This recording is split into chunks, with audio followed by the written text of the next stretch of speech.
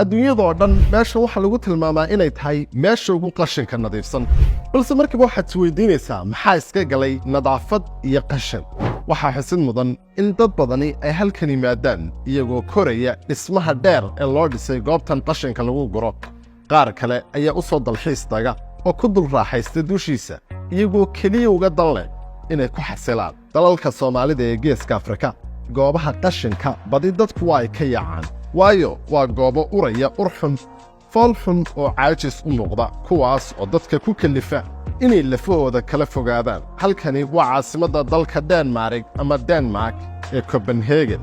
iyadoo goobtanna la yidhaahdo Copenhagen dadku sidan ayay isaga hagaajiyaan qashinka ismahan u muuqda sidii buuro kale keliya waxaa loogu talagalay in lagu ururiyo qashinka magaalada caasimadda ah maalin kasta oo dhalata in ka badan 300 oo baabuur kuwaas oo sida qashin ayaa halkan ku daabula xashiish ama qashin tiro badan halkan qashinka waa lagu shiilaa oo si baan loogu gubaa iyadoo laga saarayo dhammaan hawooyinka halista ku ah caafimaadka dadka maxaa yeelay dawladda iyo shirkadaha gaarka loo leeyahayba waxa ay ka fikirayaan caafimaadka bulshada ee guud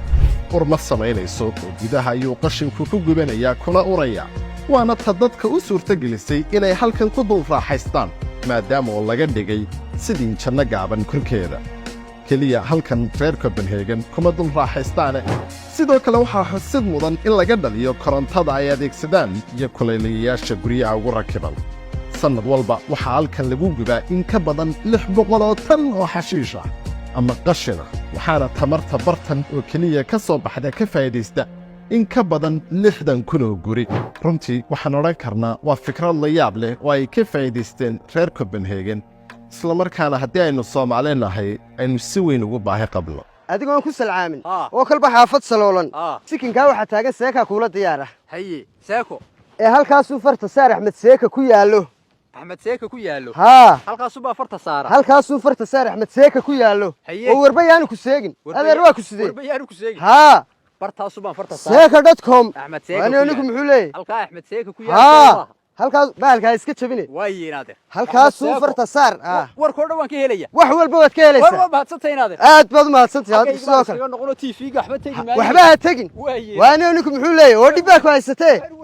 wararkii ugu dambeeyay adduunka iyo warbixino xiiso leh kol walba kala soco baraha bulshada ee Seeka Media sida Facebook, YouTube,